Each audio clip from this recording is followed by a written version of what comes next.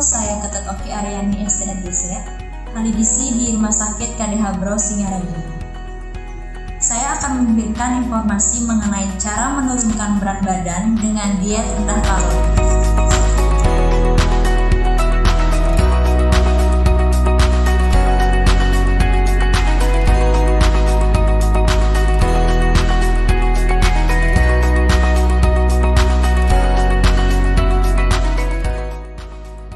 Memiliki berat badan ideal merupakan idaman setiap orang. Lalu, bagaimana cara diet untuk menurunkan berat badan yang benar dan aman?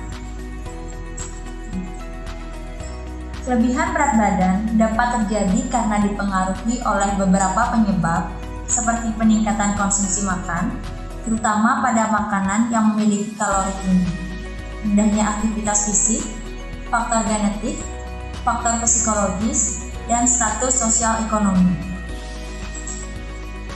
Di sisi lain, kelebihan berat badan dapat menimbulkan berbagai risiko yang berdampak pada kesehatan, di antaranya seperti hipertensi, diabetes mellitus tipe 2, kardiovaskuler, bahkan juga dapat menyebabkan kematian. Berat badan dapat dikatakan ideal jika sesuai dengan rentang normal indeks massa tubuh. Nah, untuk menurunkan berat badan dan mendapatkan berat badan yang ideal, tak jarang sebagian orang rela melakukan upaya penurunan berat badan secara praktis dan diet super ketat, dengan harapan untuk mendapatkan hasil yang cepat. Padahal, berat badan yang turun drastis bukan berarti lemak di dalam tubuh yang banyak berkurang. Lemak sulit dibakar dalam waktu singkat. Alih-alih lemak yang terbakar, justru yang banyak hilang dari tubuh adalah air atau bahkan jaringan tubuh. Penurunan berat badan secara drastis dapat menyebabkan berbagai macam penyakit seperti kelelahan, hilangnya massa otot, gangguan elektrolit, gangguan metabolisme tubuh, kekurangan gizi atau malnutrisi, dehidrasi, dan berbagai penyakit lainnya. Penurunan berat badan yang aman yaitu berat badan yang turun sekitar 0,5 kg hingga 1 kg per minggu. Salah satu diet yang direkomendasikan untuk menurunkan berat badan yaitu diet rendah kalori yang tetap berpedoman dengan gizi seimbang. Selain melakukan diet rendah kalori, yang harus diperhatikan yaitu aktivitas fisik, terapi perubahan perilaku, dan konsisten dalam melakukan diet. Adapun syarat dan prinsip diet rendah kalori, yaitu yang pertama, kebutuhan energi.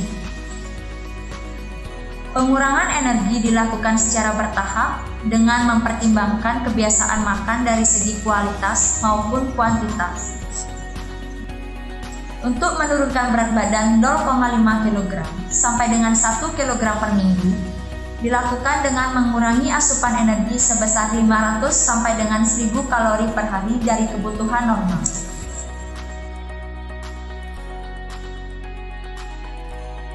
Pengurangan energi ini ditunjukkan agar terjadi keseimbangan sehingga tubuh memecah simpanan lemak untuk memenuhi kebutuhan harian. Pengurangan energi ini dilakukan secara bertahap dengan mempertimbangkan kebiasaan makan. Yang kedua, kebutuhan protein. Kebutuhan protein tinggi yaitu sekitar 15 sampai dengan 20% dari kebutuhan total kalori. Sumber protein yang dianjurkan adalah seperti daging tanpa lemak, ayam tanpa kulit, telur, susu rendah lemak, dan produk olahan lainnya, tahu, tempe, kacang kedelai, dan kacang-kacangan lainnya. Sebaiknya menghindari jenis protein seperti kulit ayam, kambing, jeroan, dan santan kental. Yang ketiga, kebutuhan lemak. Lemak diberikan sekitar 20 sampai dengan 25% dari total energi. Usahakan sumber lemak yang berasal dari makanan yang mengandung lemak tidak jenuh ganda seperti minyak kelapa sawit dan minyak jagung untuk menggoreng makanan. Yang keempat, kebutuhan karbohidrat. Kebutuhan karbohidrat sedikit lebih rendah yaitu 55 sampai dengan 60% dari total energi. Gunakan lebih banyak sumber makanan yang mengandung karbohidrat kompleks untuk memberikan rasa kenyang dan mencegah konstipasi atau sembelit. Yang kelima, vitamin dan mineral. Pemenuhan vitamin dan mineral juga sangat penting untuk memberikan keseimbangan zat gizi. Vitamin dan mineral dapat diperoleh dari mengonsumsi beraneka ragam buah dan sayuran. Yang keenam, kebutuhan serat. Serat yang dianjurkan yaitu 20 sampai dengan 35 gram per hari. Sumber bahan makanan yang mengandung serat tinggi ada pada buah dan sayur.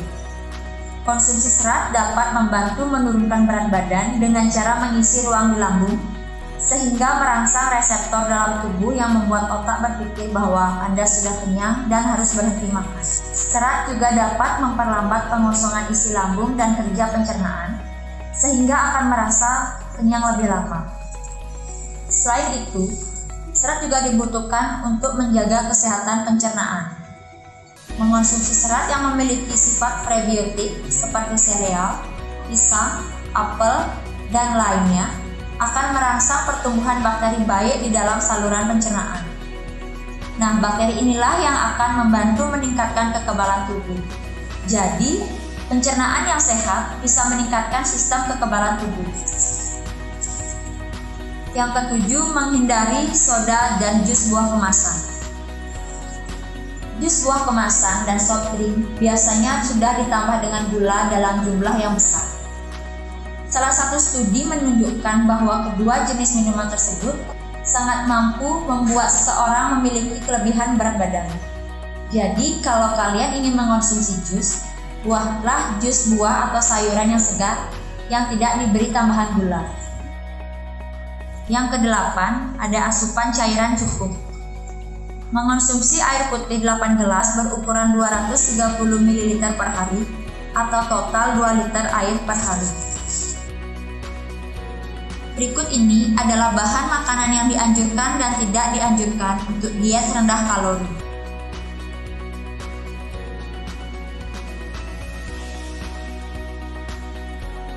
Selain mengontrol pemenuhan kebutuhan zat gizi yang seimbang, perlu juga mengontrol besar porsi setiap makan dengan menggunakan alat makan atau piring lebih kecil dengan takaran sumber protein dan sayur lebih banyak dibandingkan dengan sumber karbohidrat, ditambah dengan melengkapi konsumsi buah serta mengunyah makanan lebih lama. Kesuksesan dalam menurunkan berat badan juga sangat ditunjang dengan adanya aktivitas fisik. Aktivitas fisik yang dilakukan bisa dengan kegiatan di rumah atau berolahraga secara teratur.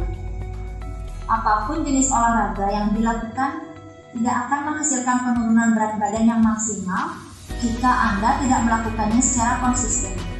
Jadi, jika ingin mencapai berat badan yang diinginkan, lakukanlah olahraga secara rutin setiap hari atau berikan jeda istirahat 2 hari dalam seminggu. Sekian informasi dari saya mengenai cara menurunkan berat badan dengan diet rendah kalori. Untuk hasil yang maksimal, kita harus melakukannya dengan sabar dan konsisten. Terima kasih.